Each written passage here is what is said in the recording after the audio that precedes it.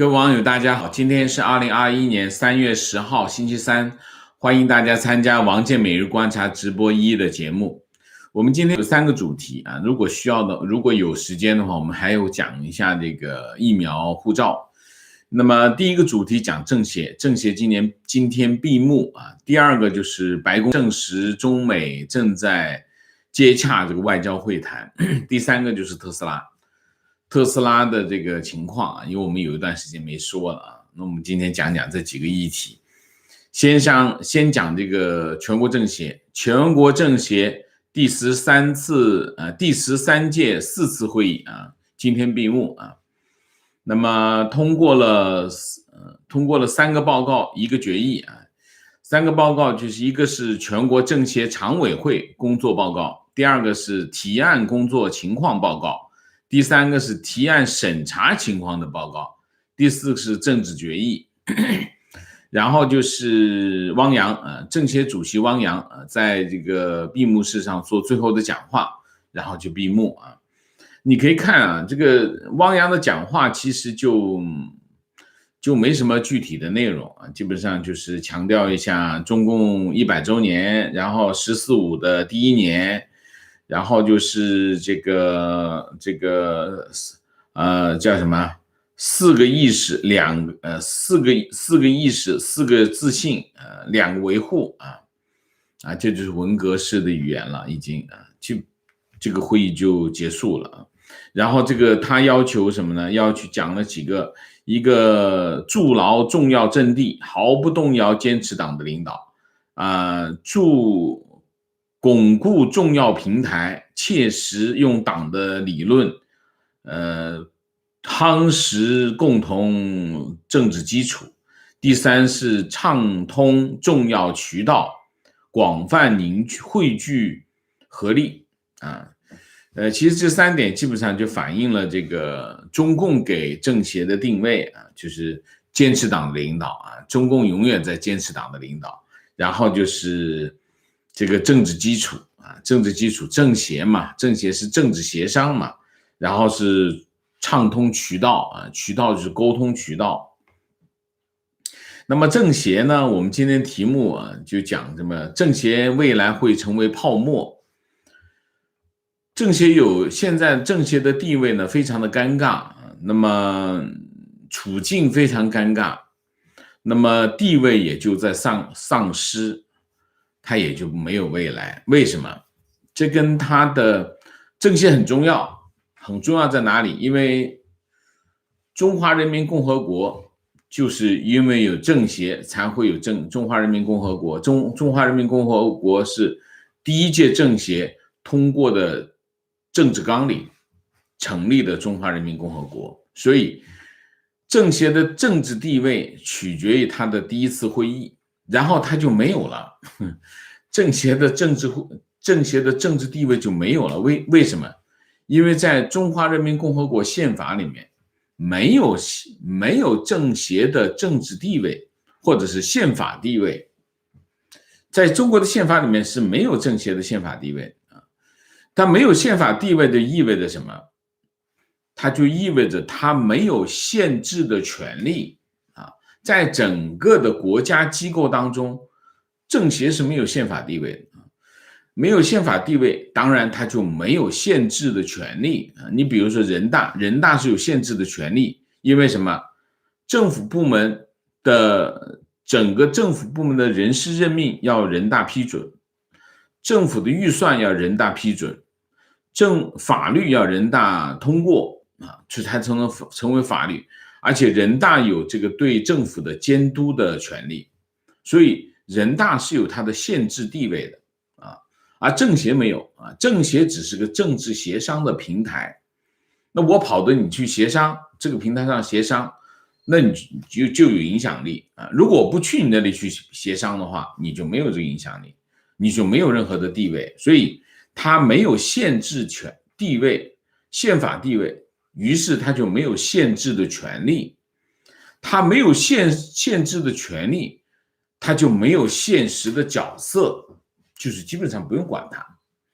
政府也好，人大也好，法院也好，检察院也好，人民银行也好，这个政法委也好，都不用管它，这就基本上是一个泡沫化的这个机构啊。所以这是第一条，就是由于它在宪法中没有地位，所以它导致了没有限制的权利。由于它没有限制的权利，它就不再具有现实的角色。那你想一下，一个全国性的机构，从上到下，一个这么大庞大的机构，你没有现实的角色，现在就剩下什么？其实政协就剩下一个什么样的作用呢？就是有点像这个太平绅士的作用，就是给你一个这样的身份啊，你有这个身份，每年去北京开个会，然后你发个言呢，他现在你看，他就很重要的什么提案工作的情况啊，你就提意见，他爱听就听，不爱听你也没有办法，所以实际上他没有限制的权利，就是这样的情况啊。这是第一点。第二点，那么政协以往真正它有影响力、有作用的时候是什么时候呢？就是中共需要解决它外部困境的时候。你比如说六四之后这个中共要打破它的这个外交上的孤立，那政协就四面出击啊，这个各种关系找关系找人找关系，它这个时候它就有作用了。或者比如说打倒四人帮啊，这个文革结束之后啊，这个中共要在国内形成一个凝聚一些共识啊，这个政协有作用了啊。你比如说在这个叫什么，这个国企下岗、国企改革的高峰期，整个社会处于一个不稳定的状态，哎，政协能起作用。那当中共没有遇到什么挑战的时候，政协就没有用啊，政协就没有。所以，而且现在的情况是什么？现在的政治现实是，中共的独裁的情况，独裁政治不断的加剧啊，包括中共内部的独裁啊，包括中共针对整个政党政治的独裁。就是它在加剧啊，它一加剧呢，那政治协商就没有意义了。那政治协商就是你得把一部分权力放出来，听听大家的意见。当你在独裁的时候，你就不需要政治协商，政治协商就不独裁，这两个是互为矛盾的机制啊。所以这是一个第二个方面。第三个方面，中共现在在推广它的政策的时候，或者是他在建立某种关系的时候，靠的是什么？以前是靠关系，靠做工作啊，各种工作啊。中共很厉害，做工作很厉害啊，政治思想工作很厉害啊，找人跟你谈话，谈得你热血沸腾啊，讲的你的忽悠的你这个，他有一套办法，做人的工作的办法。这是政协的这种工作方式啊，中共的工作方式。但是现在呢，中共呢已经当他手里有权力，然后又有市场的时候，他用什么来做工作？他就不用工作方法来做工作，他直接用利益，成为他做别人工作的一个利器，叫利诱啊，利诱是什么？利诱就是挑动一个人内心深处最黑暗的部分。啊，那你就人性的弱点，逐利啊，那么就原有的工作方式就发生了变化啊。你中国跑到非洲去，对非洲的这个国家做工作，靠的是什么？一箱子一箱子的钱，就是这样子啊。他跑到美国，对欧洲的渗透，对澳洲、对新西兰、对这个美国的渗透，靠什么？都是靠利益，靠工作也要做。但是这个最解决问题的还是利益啊，这是第三点，就是政协它原有的那种这种工作方式慢慢的被淘汰，因为你做那种工作需要很长时间啊。这是第三个。第四个，在中共的党内斗争，政协就明显的就没有力气了。为什么？他没有权利，没有地位，没有地位就没有权利，没有权利就使不上劲。所以你看，汪洋当年多么那个多少人对他抱有期待，就像当年的这个乔石一样。结果你看这几年下来，完全已经没什么作为啊。所以这是政协啊，所以政协你可以看，政协的未来就是泡沫化啊，泡沫化。那政协今天闭幕啊，然后就是明天人大闭幕。这一次会期呢，人大政协会议呢，就大家感觉的情况很突出的问题是什么？很突出的问题就是没有话题啊，没有话题啊，就是社会关注的问题没有成为这两会上面关键的话题。说明什么？说明现在的政策平台没有针对中国现实状况制定政策，所以他不敢让这话题发酵，因为话题一发酵，他没有方案怎么办？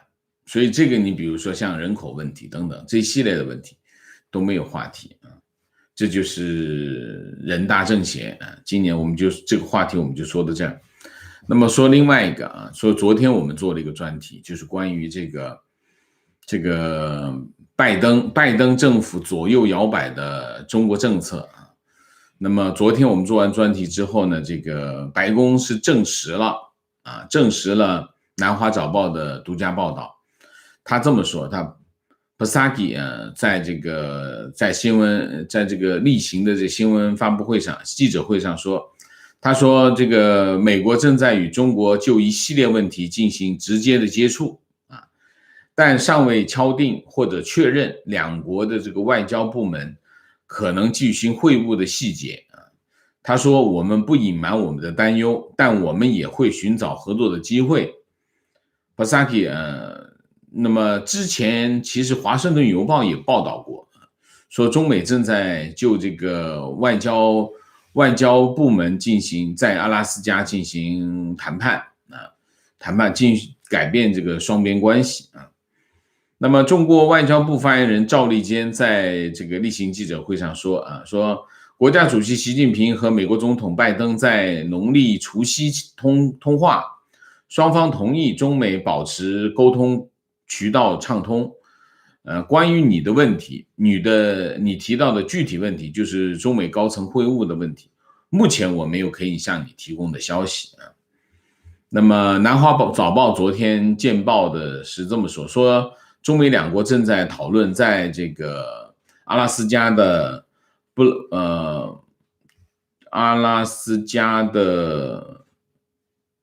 叫安克雷奇举行会谈啊，举行会议啊。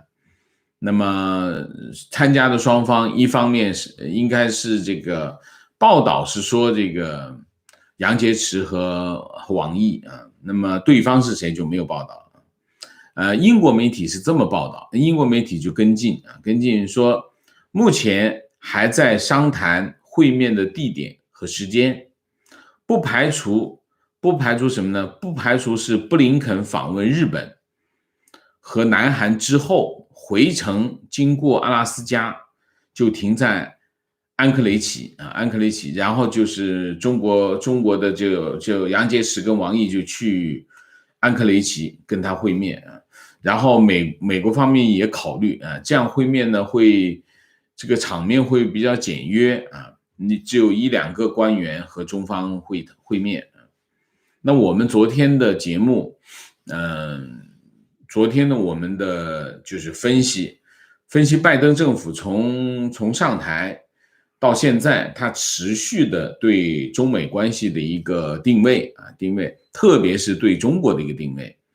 那我们昨天的这个节目当中有几个判断。第一个判断，拜登政府正在放弃川普政府强硬的对华政策的框架啊，这是第一个。拜登政府一上来其实是继承了川普政府的对华政策的框架。那么现在我认为他正在放弃这个框架啊，这是第一个。第二个，拜登政府对华政策存在基础性的矛盾。这个基础性的矛盾是有2点啊，就有一个基础性的矛盾，一个矛盾是什么？拜登政府一方面呢，希望他在某一些领域和中国合作啊，比如说气候，比如说一些国际问题啊，比如说像伊朗核问题等等啊，拜登政府认为他需要跟中国合作。但是另外一方面呢，拜登政府呢又认为，当前中国是唯一可以改变国际社会、国际政治秩序的一个国家，而且目前来自中国的威胁是对美国产生最重要威胁的一个国家。所以呢，这两件事情，那2个基本的判断，它是矛盾的。就是说，如果你针对一个会改变你的地位、会改变对你产生威胁的国家，你跟一个这样的国家应该采取什么战略？你应该采取对抗的战略，至少你要采取遏制的战略。那么另外一方面呢，你又觉得你要跟他合作，这是个矛盾的政策。这个矛盾的政策不可调和。你企图去调和这种矛盾，你肯定会在2个政策当中都遇到麻烦。这是第2个问题。第3个问题，拜登政府的对华政策和他的全球战略有基础性的矛盾。拜登政府现有的全球战略无非是2条。第一条是什么？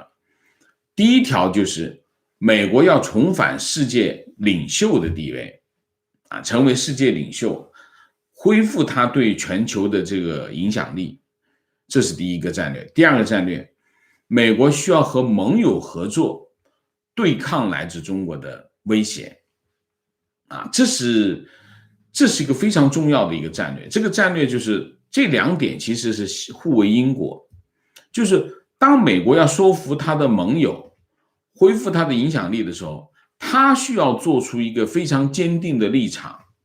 你拖着盟友来说你跟我一起混，我们去对抗中国。可是这一头你跟中国在合作，你怎么去说服你的盟友？盟友跟你站在一起的时候，可是你底下在跟中国勾勾搭搭，你怎么去说服他啊？这是一个第3个最基本的矛盾。第4个矛盾，第4点就是拜登政府对华政策存在严重的误判。这种严重的误判其实是一方面不想因为对抗产生损失啊，就是我因为对抗我要付出代价，我不想付出的代价。另外一头又知道对方会产生严重的威胁，会伤害你。那你这个定位，你把这个一个对你产生严重威胁的国家定义成为竞争者，这是严重的误判。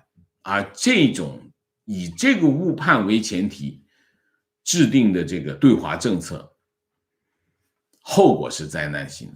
这是我昨天的这个整个节目的结论。那么今天白宫已经证实了这个南华早报的这个报道，那我就把昨天我们节目的这个结论我再重新梳理一下，清晰化一下。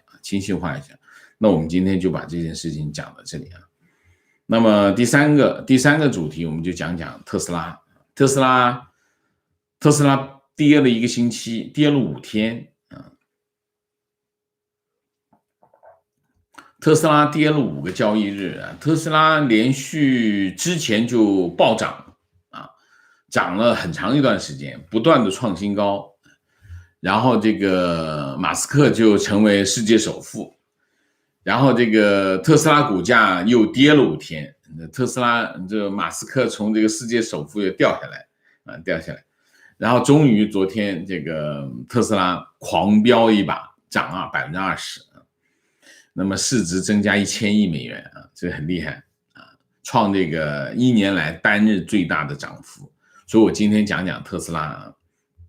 而且特斯拉涨呢，带着中国的3朵小金花也跟着一起涨，蔚来汽车、小鹏汽车跟那个特斯拉有世仇啊，说特斯拉讲他偷了这个特斯拉的这个代码，还有一个就是理想汽车，三朵中国小金花都涨了，蔚来涨了17%，小鹏涨了8.2%，理想涨了11.3%。那当然，特斯拉的今年以来，从去年年底到今年以来，它的亮丽表现其实源自于它在中国市场的表现啊。那么特斯拉今年表现也非常的好，2月份销售是18318，这个大幅增长了470%，就是4.7倍。那么环比增长15.147%，就是2月份比1月份涨了15%。那么1月份卖的是多少？15484。那么去年的12月份，特斯拉降价就暴涨了23804辆啊，所以你可以看23000、15000、18000，这个非常的亮丽啊。去年第4季度，特斯拉收入是107亿美元啊，全球啊。那么去年全年是交付了50万辆汽车，那么平均每个月交付41000辆啊。那么特斯拉去年在中国销售了13万辆啊，交付了13万辆汽车，占中国市场20%。那么其中Model 3啊，就是3系啊，是13000辆 ，Model Y 啊，就是4600辆啊。那么官网显示，特斯拉在中国交付的时间最早是今年第2季度，所以就是 Y 型 Model Y 它的销量是在上升，但是它的交付能力还是不够。特斯拉说它在上海的超级工厂产能提升，它的销量还会上升。那么过去一段时间，特斯拉股价呢连跌5天在暴涨，反映了这个投资者对特斯拉的这个过于乐观啊。那么所以呢，它在1月份见顶之后就开始调整，调了多少？蒸发了2700亿美元啊。那么市值降了1/3啊。那么摩根斯坦利的这个分析师认为，特斯拉在美国的份额也不断的被传统的厂商占领。我印象中是去年的年底啊，我们去年年底还是今年年初，我们做过一个特斯拉的专题。我当时就认为特斯拉是应该是顶峰了啊，应该是顶峰了。我当时的认为就是传统的汽车制造商开始全面的拥抱纯电动车的时代来临。那么特斯拉原有的优势会慢慢的会被侵蚀，并不是说它领先的部分就不领先了，不是的，它原来领先的部分仍然领先，它只是说它在市场上会被其他的这个传统制造商生产的这个电动车被它狙击啊。狙击的后果是什么？狙击的后果就是毛利会急剧下降。那么特斯拉毛利如果下降的话，意味着股价就会下降，就是这个意思啊。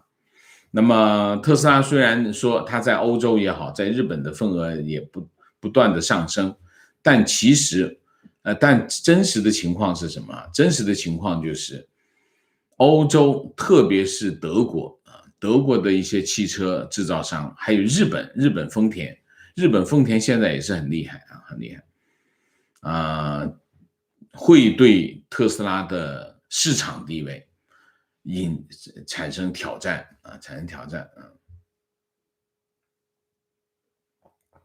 大家知道特斯拉的市值已经超过了丰田，加上大众，加上奔驰，加上通用这几家公司总和都没有特斯拉高，所以你想一下，特斯拉是不是超值了啊？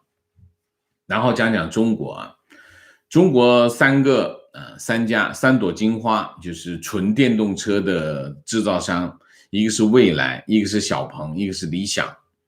那么他们的情况是什么样呢？他们的情况是蔚来汽车去年是交付了43700辆，小鹏是交付了27000辆，理想是交付了14500辆，总和是85000辆。那特斯拉是13万辆啊，中间差距还是很大的。然后呢，去年受特斯拉的这个效应影响，这3家公司的股价大涨，然后过去3个月就大跌。理想汽车跌了30%，小鹏汽车跌了40%，然后蔚来汽车跌了10%。那特斯拉一直是电动车的王者。瑞银刚刚出了一份报告啊，这个报告就认为，他说电动车在汽车市场的渗透率到2040年会达到100%。什么意思呢？就是到2040年，地球上只会有电动车，不会有传统汽车。存量的传统汽车还会在，但是电动车成为新增加的汽车全部都是电动车的啊。那么未来4年有机会跟电动车市场，跟特斯拉在电动车市场一拼高下的，不是蔚来汽车，也不是小鹏汽车，而是谁呢？而是大众汽车。瑞银他比喻，他说如果特斯拉是电动车的苹果，那么大众汽车就是三星。谁的销量高？好像三星销量高点啊。瑞银是这么说的啊，瑞银说特斯拉它的硬件和软件生态系统很厉害啊，很厉害，非常厉害，是它的竞争优势啊。但是呢，大众汽车呢也有它非常厉害的硬件，而且它产品数量非常的庞大。虽然大众汽车的估值不能够达到特斯拉的水平，但是仍然有上升空间啊。那么大众汽车赶上特斯拉的关键是什么？这个瑞银说啊，是它的电动平台的延展性啊。那么虽然特斯拉它的这个电池技术也好，它的这个导航系统，就是它的这个自动驾驶系统都很领先，包括它的电力系统，包括它的数字化的自动驾驶等啊。但是大众汽车它本身是有它的这个优势啊，传统汽车的优势，它对驾驶的理解，它对客户的理解，它对客户需求的理解，它对汽车销售模式的理解，有它独到的地方。所以呢，瑞银是这么认为，他说大众汽车明年它的销量会追上特斯拉，大众汽车的电动车哈。那么特斯拉和大众汽车将会是全球电动车销售的2个霸主啊。那么明年这2家公司会销售120万辆这个电动车。那么大众汽车有几个品牌啊？大家记住啊，一个是大众啊，当然是大众本身了，还有一个是奥迪了，还有一个是保时捷，还有一个是宾利啊，还有一个是林宝坚尼啊，这些品牌啊，这品牌。那么现在大众汽车的电动车占欧洲市场20%到25%啊。欧洲市场去年2020年正是欧洲市场的电动车正式超过中国，成为全球最大的电动车市场啊。那么瑞银认为大众汽车成为什么呢？成为这个由传统的汽车制造商转型成为纯电动车制造商的一个完美的典范啊，他做的非常的好啊。那么特斯拉呢？特斯拉的这个在上海有个超级充电桩的工厂，在2月份会完成投产。那么特斯拉会准备做什么？在上海呢，再度扩建它的超级工厂那么地已经给了，上海市政府已经给了一块地这块地有46万平方亩，位于上海自贸区临港重装备产业区。那么投资强度不低于每平方米15000人民币那么特斯拉扩建上海超级工厂的产能，应该是在今年就要发生的事情，大概是这样，好吧？那我们今天这个主题就讲完这3个主题。第一个主题，政协闭幕，它的政治未来就是泡沫啊。第二个就是白宫证实这个中美正在接洽双方的外交会谈。第三个就是特斯拉的反弹和大众汽车的追击啊。好，那么今天3个主题就讲到这里。我们今天这个没有时间讲疫苗护照，我们留着下一次再讲。好，那么我们今天的主题就到这里，我们下面进入互动啊。进入互动之前，温馨提示，请大家点赞，请新来的网友订阅，请大家加入我们的会员，支持我们做更好的节目，也请大家点亮小铃铛，尽量的来参加我们的这个直播，发表你的意见，也跟我们进行沟通和交流，好吗？那我们进入互动之后，请大家不要聊天，4个情况、问题、观点、情绪，好吗？好，观点。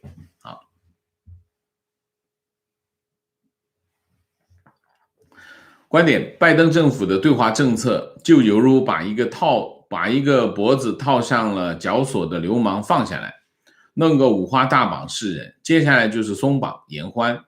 或许在国际舞台上，两国还得表演一番博弈，但对 CCP 在国内宣传上无疑是拓展了巨大的吹牛逼空间。对这条板凳很失望，它成了习蹬鼻子上脸的踏板那你还是很重视这场戏戏很重要但是最重要的还是什么？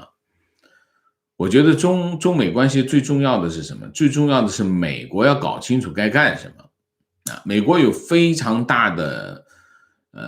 强大的国力美国有非常优胜的实力。美国在过去很长的一段时间里面，最大的问题是什么？它最大的问题就是搞不清楚谁是敌人，谁是朋友美国最大的问题是这个问题。打起仗来他没话讲他的经济实力、政治实力没有话讲。但美国最大的问题就是他搞不清楚谁是敌人，谁是朋友这是最大的问题。观点，拜登政府的做法是因为自信都说西方高估了中国实力，那拜登就是看穿了中共的实力。既然中共实力不强，国内各种矛盾不断积压，那么必然会因为内部问题火山爆发。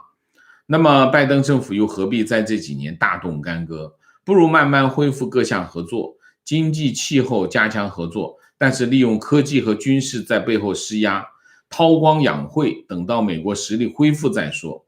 拜登的逻辑其实可以自洽，逻辑不能自洽。你想一下，你能派一个航母战斗群在台湾海峡游弋，然后你这头跟他握着手说我们在气候合作吗？你怎么可能呢？那他说行啊，我们气候合作可以，你把这个航母战斗群挪到这个东太平洋去，你愿不愿意呢？你不愿意的话，我就不跟你合作，你怎么办？什么叫一盘棋？外交肯定是一盘棋的嘛，不可能把这个盘子切开，这盘下这边下这边的，这边下这边的，那怎么可能？这不能自洽。提问，看到黎智英所有的罪名都成立，十分痛心。美国的小院高墙的制度可以执行，是因为美国强大，可以这样对付中国。但是那些和美国站队的国家没有美国的实力。在看到这种美国和中国沟通又对立的互动方式后，他们会不会被紧跟美国的政策被中国报复而退缩？就这逻辑讲不过去嘛？你怎么讲得过去？你说呢？好处你全得了，然后你不用付出任何的成本，我还得跟着你，怎么跟呢？观点：拜登会脱钩的地方，一是前沿科技，二是关键芯片制造。科技会保护，芯片会联手盟友。拜登会施压的地方是军事和人权，拜登会合作的地方是经济和气候。既然定义是长期的竞争对手，那么就不必急于一时。美国民意他也不敢忽视，所以时不时出来谴责和施压。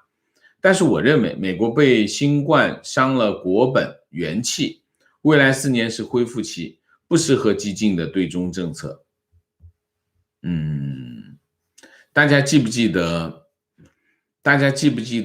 2次哈？一次是美国次贷危机，另外一次是什么？另外一次是金融危机啊，就是亚洲金融危机。那么这2次危机，美国用多长时间恢复的？美国大概用了3个月时间就恢复了。所以我觉得这个武汉肺炎疫情伤了美国的元气吗？我不觉得伤了美国的元气。美国经济没有太大的伤害，美国经济现在只是停顿。而且你可以看，现在美国的需求恢复的非常的快，否则中国出口不可能增长60%。所以未来4年是恢复期，我觉得你对经济形势判断是不正确的。美国经济我认为在今年年底就可以基本上8、9成可以恢复到了。你今年年中美国基本上可以恢复正常，然后今年年底美国基本上可以恢复到8、9成以上的。所以美国经济未来4年不是恢复期，美国经济会突飞猛进，这就是美国经济的特点。美国经济每次在一次调整之后，它会弹得更高。为什么哈？这个问题我跟一些朋友讨论过这个问题，就是说你看每次美国经济就是出现一次冲击啊，开始出现一个调整，第2次就弹得更高，后来我想了一下，原因是什么？跟一朋友聊也是，大家都有这样的感觉啊。原因是什么？就是当它调整的时候，有些企业就倒闭了啊，有些企业倒闭之后，倒闭的通常是什么哈？通常是竞争力没那么强的企业，它就倒闭了。活下来的是竞争力比较强的企业。这些竞争力不强的企业倒闭之后，它预留出来的市场空间就被这些效率更高的企业占领。效率更高的企业，它产生的这种爆发力就更大，所以每次美国经济一调整，它反弹速度就更高，反弹的这个就会更高，大体上是这样。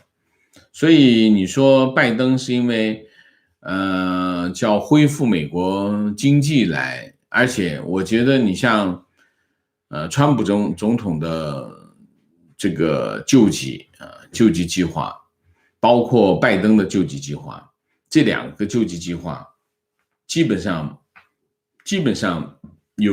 美国经济有个非常厚的垫子，没有伤筋动骨啊，基本上这样啊。所以我不同意你的观点啊。你要合作要对抗，怎么合作？2手互搏吗？怎么互搏？我怎么打的？我不理解。你怎么自洽？不仅仅是没办法自洽，你也没办法说服你的对手。对手不会跟你说啊，我们中间一条线，这边是对抗的，这边是合作的，我们井水不犯河水，怎么可能呢？那是绝对不可能的，绝对不可能的啊！观点：电动车所谓的无污染是个伪命题，电池的生命周期以及电池的处理不力，都是对自然环境的严重破坏，对土壤的长期污染是石油排放废气不能比拟的。那你的前提是电动车不扔嘛，不扔到土壤里去嘛？这个不对啊，这个不对。就是说，电动车的电池应该好善加处理，对吧？你说电动车对土壤会有污染啊，这个没有错。前提是你得把电池扔到土壤里面去。如果你不扔到土壤里面，统一去处理，或者循环再用，你这个所谓的污染就不存在了。但你说这个排放你就没办法，你必须排放，对吧？石油排放废气就用发动机，石油发动机产生的这种排放是必然会发生，只是程度大小的问题，跟电动车不一样。电动车它的这个你说的这个电池，它不是必然会扔到土壤里面去，你可以要求它不扔到土壤里面去，是这个不符合逻辑啊。观点：电动车的电池技术得到突破之前，还是无法代替传统汽车的主导地位。瑞银说，2040年就渗透率是100%，渗透率是100%的意思就是卖出去的所有的汽车都是电动车啊。观点：电池能量密度如果获得技术突破，肯定是在手机这种产品上先应用。等续航整天的手机的时候，电动车的时代就真的来了。OK， 观点：瑞银的估计肯定有问题。发达国家和不发达国家地区是不可能适合任何形式的电动车。基本未来固态电池技术取得突破也不可能。电动车成为新车主力有可能，完全取代内燃机没可能。OK， 情绪：看来马斯克的星联计划必须排除掉中国大陆。OK， 提问：4月1号起将逐渐关闭信贷个别个人专项贷款，什么意思？不理解。个人贷款利息会不会越来越高？个人和私企会不会越来越难？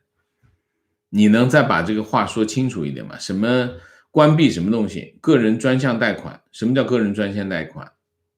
个人专项贷款是什么？我没听过这个名字，你能再解释一下吗？好不好？情绪：从尼克松访华到现在49年了，我们指望的始终没有得到，反而失去了新疆、西藏和无数中国人的性命。到2021年，让中共胆寒的不是美国为首的西方民主社会，而是中国年轻人不生孩子，不把生命带来这个罪恶的社会。我有耐心，内部的瓦解和外部西方的压力呼应，我能等。老实讲，我在缅甸这件事情啊，缅甸你看啊，缅甸在流血啊，缅甸的民众锲而不舍的和平示威啊，西方国家无所作为啊。那么，然后去年中国在香港实施港版国安法，西方国家无所作为啊。那么前年，那么香港人抗议这个送中运动啊，数以百万计的民众和平示威游行抗议啊，西方国家无所作为。今年这个中国继续在香港修改它的选举制度，让香港整个的议会和它的政治架构全面的崩溃，原有的政治架构全面的崩溃，把香港变成一个普通的中国的城市啊，修改它的教科书等等都在做，西方国家无所作为。所以老实讲，我在这里跟大家表达一下，我对西方的民主政治特别是西方的这种人权观念，我彻底失望因为他们只是说的比唱的还好听他们没有做实际的动作。所以我从今天开始，我不会再报道他们就香港或者是就世界各地的人权事务表明的立场，我再也不会报道他们的这些立场，这些立场全部都是 bullshit 没有任何意义所以我非常的失望，我非常的失望，我为这些人民，我为这些地方的人民，向往民主政治的人民付出的流血和牺牲感到非常的惋惜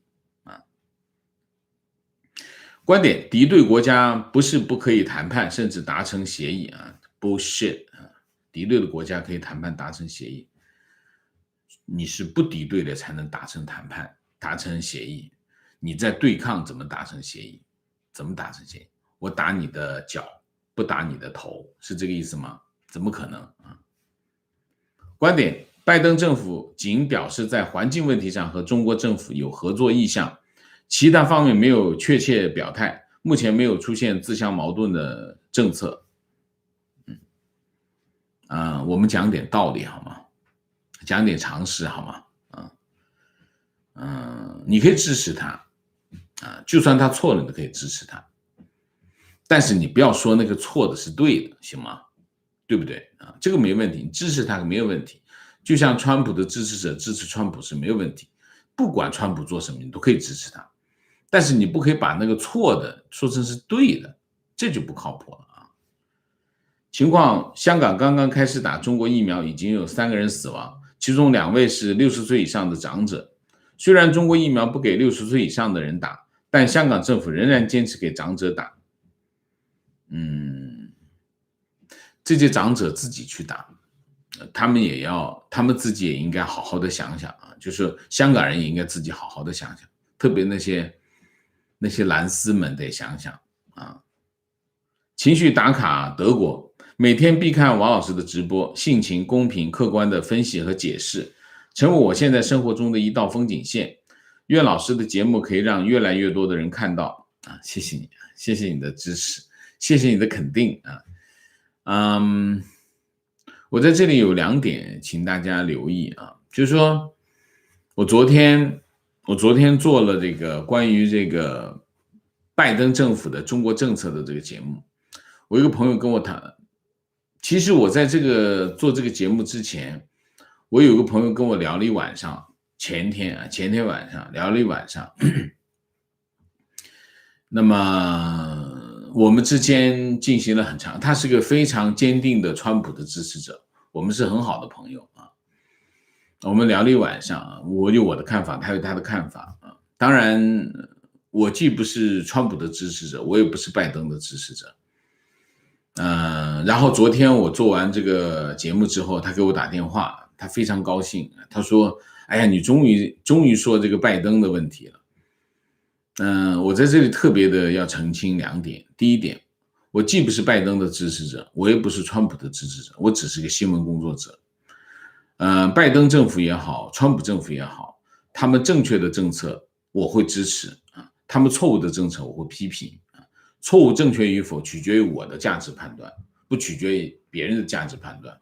那么有些人会说你的价值判断未必是对的，是的，所以我不按照我的价值判断去说，那我难道按照别人的价值判断去说？一定是这样所以在这个问题上我一直从美国大选开始到现在，我一直在讲我不是任何人的支持者，但是在这个中间有一样东西我一定会删掉，或者甚至是拉黑的是谁？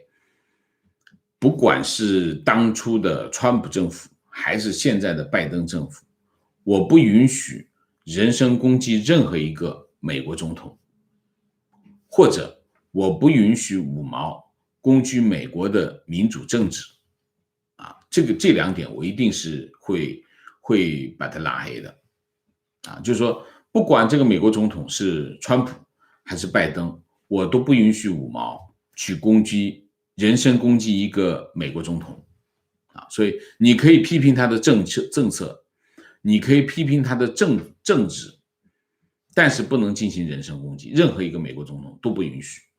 在我的这个聊天室也好，在我们的这个视频的评论区也好，只要进行人身攻击，不管是川普还是拜登，我都会删掉，我都会拉黑掉，就这么简单。我也不允许任何人去攻击美国的民主政治事件政策都可以讨论，但是进行攻击不行这个我要讲清楚。我既不支持川普，也不支持拜登，我都是就事论事。昨天有网友讨论说左派政府又怎么样，右派政府怎么样，我左派政府右派政府在我这都不讨论，我只讨论政策，我只讨论政策对国家的影响就是这样。好吗？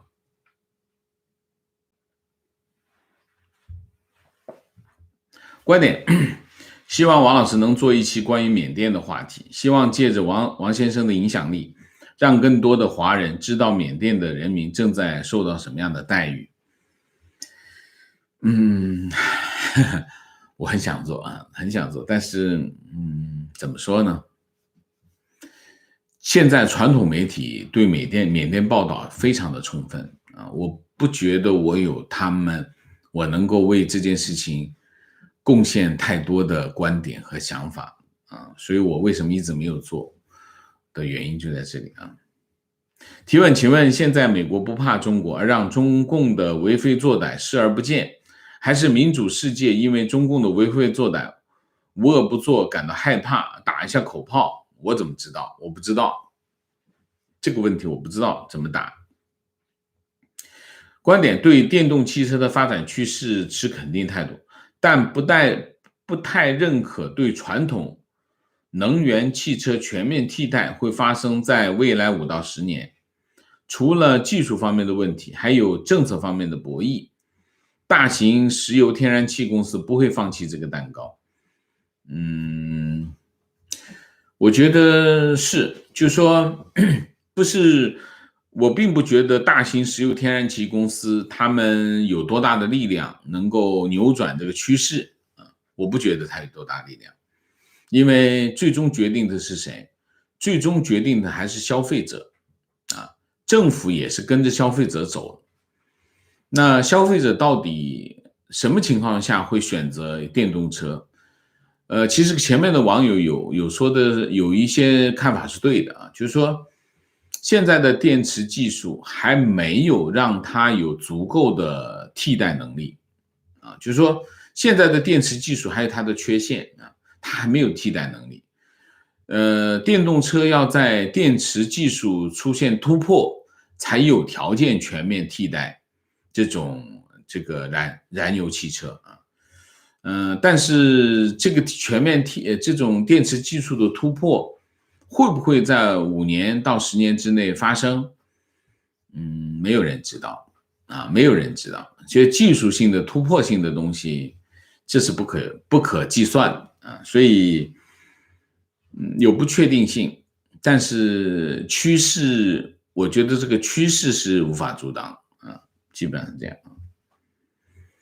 情绪，对西方世界的伪善失望，对香港、缅甸、大陆的现状感到悲哀和悲伤、悲观，但我们必须坚持做正确的事情，非常正确，我也是这么想啊。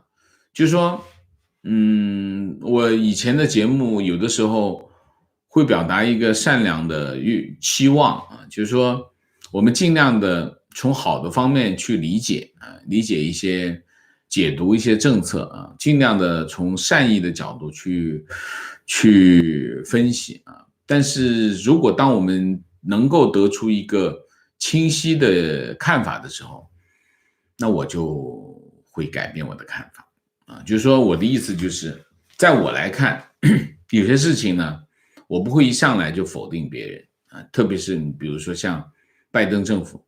拜登政府在此之前，我一直是用顺向思维的方式去解读拜登政府的很多涉及中国的政策啊，我不会轻易说，哎，你这个一有个蛛丝马迹，哎，你这个件事情就是这样了，我不会这样啊，我会需要一些条件，当这些条件成熟，我认为你能够做出一个基本的判断的时候，那我就会做出个判断。比如说像这一次，在此之前我是顺向思维，就是尽量的去解读，从小院高墙也好，从各个领域的情况也好，我都不会说就某一个细微的环节就改变他的看法，我不会这样。但是你这些条件都成熟的时候，那你要再改啊，我就会改变我的看法。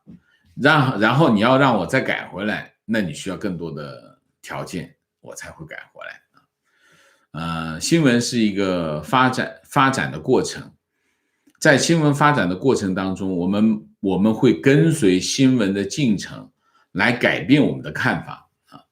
那我也不赞成有些人就用今天的我去打倒昨天的我啊，这是不对的。因为你不能说啊，你上个星期我去年讲过某一句话，所以你现在就不能讲这样的话，那是不对的。如果是这样的话，那我们就不用过日子了啊，因为我们吃了这顿，我还要吃下一顿，对吧？好吧，那我们今天的节目就到这里，感谢大家的参与，我们下个节目再见。再见之前，请大家点赞，请新来的网友订阅，请大家加入我们的会员，支持我们做更好的节目，做更好的自己。谢谢大家，谢谢。明谢米卡卡，谢谢。好，再见。